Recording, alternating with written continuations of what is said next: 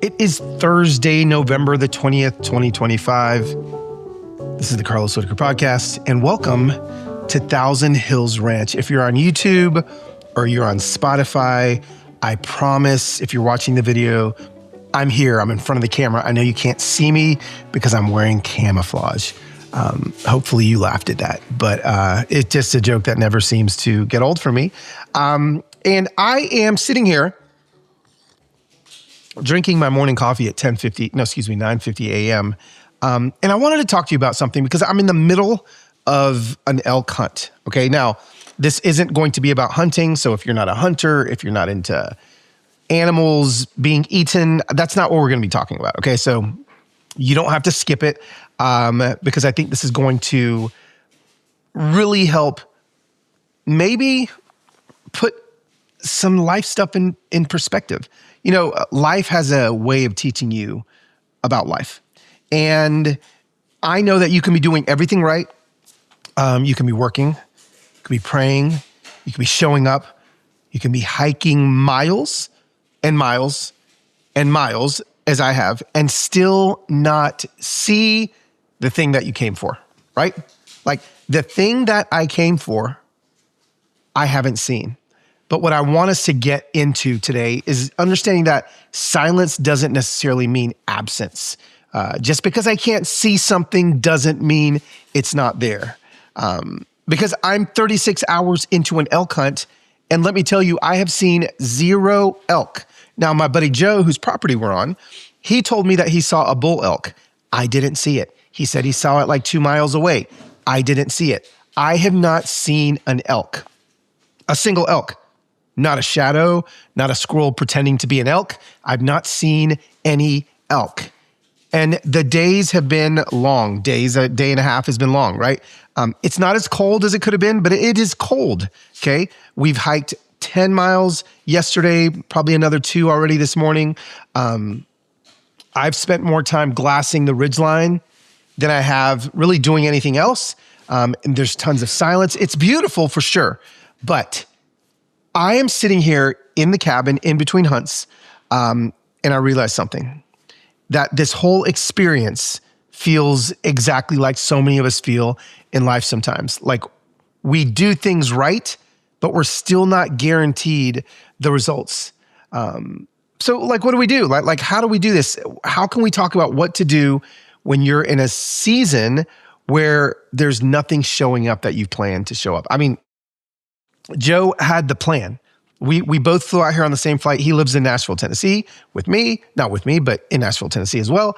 But he owns this ranch and he came out here. He hasn't been on these hills the last few weeks looking for the elk. Like he's coming in just as blind as I am. But I trust Joe because Joe knows his property and he knows where the elk usually hang out.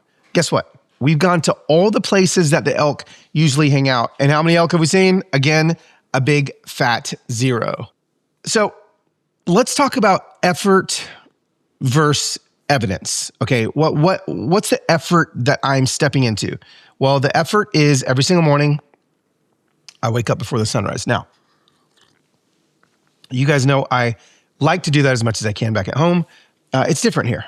I wake up before the sunrise, not to have a relaxing morning, but to get suited up and ready to go out, right? Then there's miles of hiking up and down canyons. You know, when we get up there, we look and it looks like it's just flat, like it's just fields and there's hills in the background. But in those fields between us and those hills are ravines that go straight down and straight up. I mean, I'm talking about like 120-foot ravines that we have to go down and up. You can't see those when you're just looking at the horizon. You don't even know they're there. So there's miles of hiking through those things, of waiting, of hoping. And so have you ever been in a place in your life where literally you're trying, you're praying, you're hoping, and still nothing? Well, it could be job search. It could be in therapy. It could be in relationships. It could be in faith. It could be all those things. Just remember that, and I'm not there yet, but I'm hoping that my faithfulness to this hunt isn't going to result in nothing. And it may result in not an elk, but I'm going to have to, I hope at the end of the hunt, I'm not like, well, let me look about all the beautiful things I learned when I didn't get an elk. No, like the goal is to get an elk. But if I don't, the hunt wasn't wasted, right? That's what I want you to know, okay?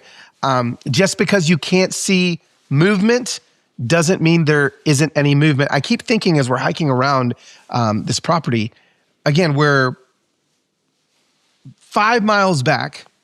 I mean, there's 20 miles of land that we can see. And I just keep thinking like, we're whispering and we're stepping quietly. We're not stepping on any branches.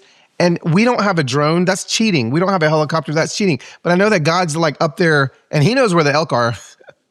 And he's like, yo, you guys can be as loud as you can because you are nowhere near the elk. But we just don't know. On the opposite foot, we could be whispering, stepping lightly, going around the elk and never even see them because they've been bedded down. There's all sorts of reasons why we can't see the elk, but the elk could be right there. Just because we don't see the elk doesn't mean that there's elk not there, okay? So remember, your faithfulness isn't wasted even when things feel invisible. So we've got big sky, we got cold wind, we got trees swaying, we got the quiet, we got tons of space to think. My favorite part of the hunt has been after we walk for miles and miles, we post up next to a tree, I put my backpack on it, and I'm just under the wide open sky, and I'm just feeling the presence of God. It's awesome. It's beautiful, right? It gives me space to think. And even after long stretches of nothing, sitting down against those stumps or the trees, it feels like I keep sitting down thinking like, this is why I'm here. I would have never gotten to enjoy that moment had I not gone and chased the elk that maybe don't exist in Montana. Okay, so like again, these are things that I'm doing while I'm here. This is all tied back to like my human schools, what I called it before. We're going to call it something different in January. But again, like savoring all of the moments that we're in while you're searching for something. What are things that you can savor as you're in the process, right? Noticing, what am I noticing around me? We've noticed all sorts of things as we're looking for the elk. We haven't noticed an elk yet, but we've noticed coyotes and mountain lions and, eagles. We saw this gigantic eagle swooping down straight towards us. It was beautiful, right? What are you noticing? You don't notice things unless you slow down. Slow down. When I started selling things online, it literally seemed like I had to figure everything out on my own, right? Like the filming, logos, all of that stuff. But then more even complicated than that was like the tech stuff. Like I had to build 5 different websites or learn how to code this certain web language in order to sell one single thing. Guess what? You don't have to do that anymore. Why? Well, because we've got Shopify. Shopify has its own design studio built in. They've got people that can help you with marketing questions built in. You can accelerate your content creation because they even have AI tools that write product descriptions for you. And best yet, Shopify is your commerce expert because they have world-class expertise in every single facet of building your site. So listen, turn your big idea into money with Shopify on your side. Sign up for your $1 per month trial and start selling today at shopify.com/Carlos. Go to shopify.com/Carlos. Shopify.com/Carlos.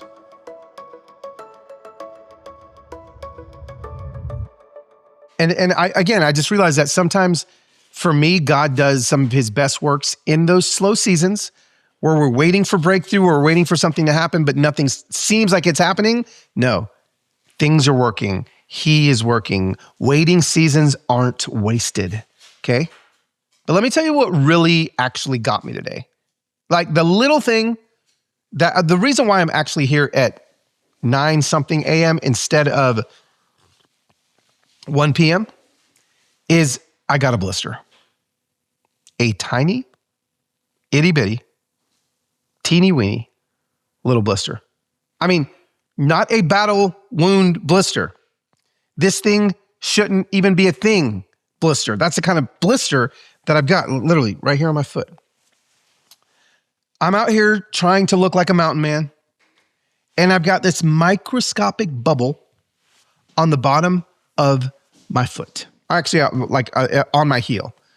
And so like it has me walking up the hills like I'm limping, like a wounded deer. It hurts so much, we literally had to sacrifice the rest of the morning hunt.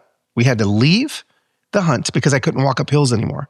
I felt like if I would have broken my ankle, I would have been better off than getting this teeny weeny little blister. I keep liking to say teeny weeny. Okay? So we come back to the cabin. I clean it. Heather finds some Neosporin. I put that on there. I've got my blister medic right here. Gonna put some of that on there and tape it up. Gonna baby it just so I can maybe climb this afternoon. And it hit me. Sometimes it's not the big things that stop us. Sometimes it's not the big things that stop you. It's the tiny stuff that we don't take care of. You know, like I could have pushed through and been like, no, I'm fine, Joe. Let's just go. That blister would have gotten ripped more and would have prolonged the amount of time I would have had to stop. So what are those tiny itty bitty little things in your life and my life that if you don't fix now, maybe in the long run, just like this blister, will keep you from getting to where you want to go?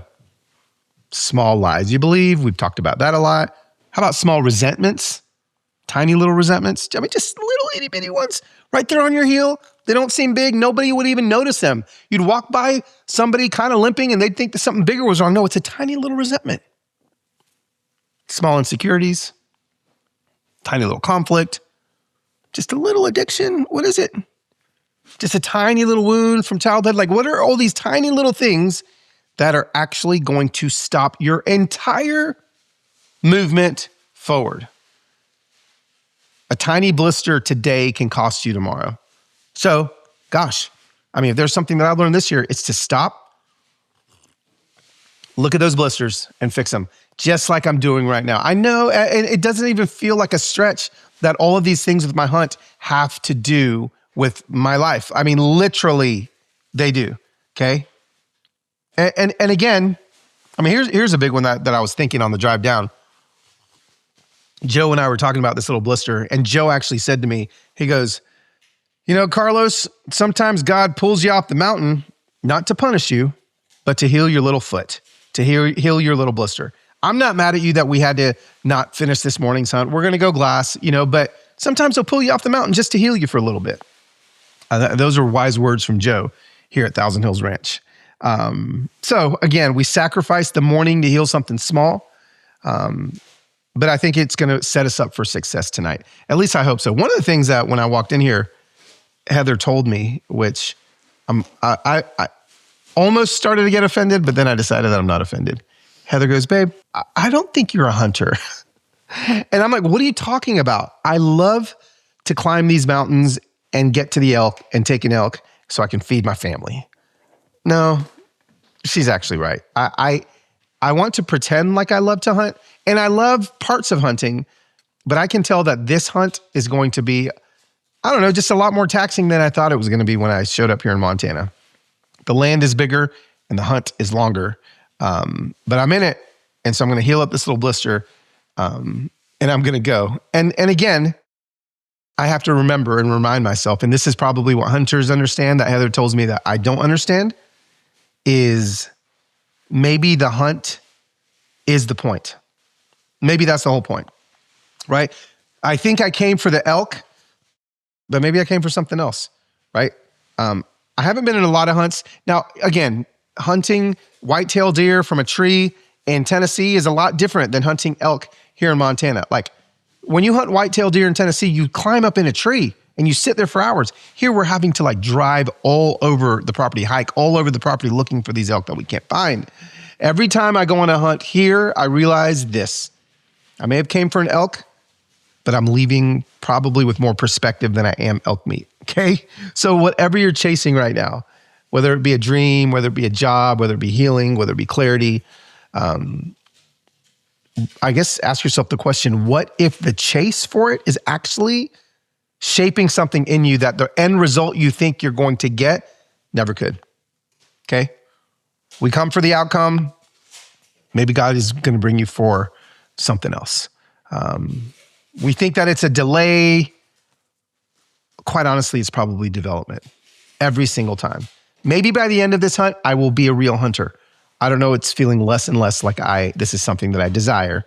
But I do love to hang out with Joe and to talk with Joe. And so maybe that's what hunting is all about for me. So again, let's ask ourselves this question. What do we do in these long, quiet, frustrating seasons, whether it's 36 hours on an elk hunt where you haven't seen a single elk, or again, whether that applies to your life? You have to get in the side-by-side, go to the top of the mountain, and hunt again like I have to, right? Not because I'm guaranteed success at an elk, but because showing up, I think, is the most important thing I can do. So, for you, how can we apply this? How can you apply it to your prayer life, your community, your relationships, your physical health, quiet time, your calling? I think, I think you got it. I don't think I have to riff off any more one-liners. This just feels true. This feels like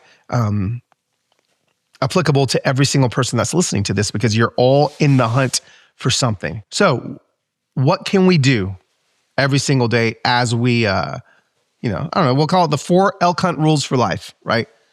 What can we do in the process of chasing after something that we've been chasing after for a minute? We'll keep showing up. I'm going to keep showing up.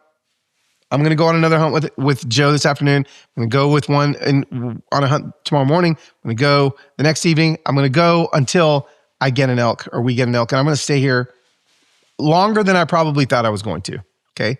So you got to be consistent because consistency creates opening that luck never will. Like right now, I could be out there and I could have run across an elk, but instead I'm talking to you, right? So you got to keep showing up. Number 2, you have to stay expectant. There were moments when we were hiking yesterday where I thought, oh, I just feel like I'm hiking. No, Carlos, stay expectant. Keep thinking that you're going to see an elk around every single corner, because if you don't, you're going to start stepping on sticks. You're going to start being loud. You're going to start being lazy, and then you may scare the elk away. You have to expect that they're right around the corner. That's one thing that we literally stayed up at his bunkhouse last night and whispered the entire night around the campfire. Whispered, we're just talking like this. Why? Because we didn't want to scare an elk. Was there an elk up there? No, I don't think so. But we were acting as if there was. So we were staying expectant, right? Just because it hasn't happened yet doesn't mean it won't. Obviously, let's talk about the blister. Check your small wounds. The little ones that are just kind of annoying right now. Okay, your blister might be the block in the way of you getting to where you want to be. Fix it again before you fall into it. And then again, last but not least, just let the quietness and stillness shape you, right? The silence may be the most important thing that you are experiencing in your journey towards whatever it is you are sitting in. Some seasons, some hunts may teach you more than they give you. For me, I'm being taught a lot right now about patience, about expectations, about all of these things that I've been talking to you about. I'm basically preaching to the choir. I'm going to listen back to my own podcast. And don't give up just because you don't see anything yet. Okay. So I'm about to tape up the heel, put the boots back on, and head back out there tonight. And maybe, just maybe, an elk's going to show up. But even if it doesn't, I'm going to be walking out there probably a little bit more healed, present, and ready than I was before. So if I do end up getting an elk, trust me, Instagram is going to know about it immediately. If I don't, I may be a little slow to update with the Insta Familia. So anyway, thanks for letting me kind of just riff on my elk hunt today. We're going to upload this. Hopefully this was for at least one of you. And I just pray that if you're in a season of, you're like, I've been doing everything right. Why am I not getting the thing that I want? Maybe the thing that you want is the process instead of the outcome. So hang in there. You got this. Share this with somebody that may be in the middle of their own elk hunt and have seen no elk in their lives. Share it with them. Keep following the podcast. I appreciate all of you. And we'll talk to you next week. Actually, we're not going to talk to you next week. I'm taking a week off for Thanksgiving. I'll talk to you the week after Thanksgiving. We'll be back.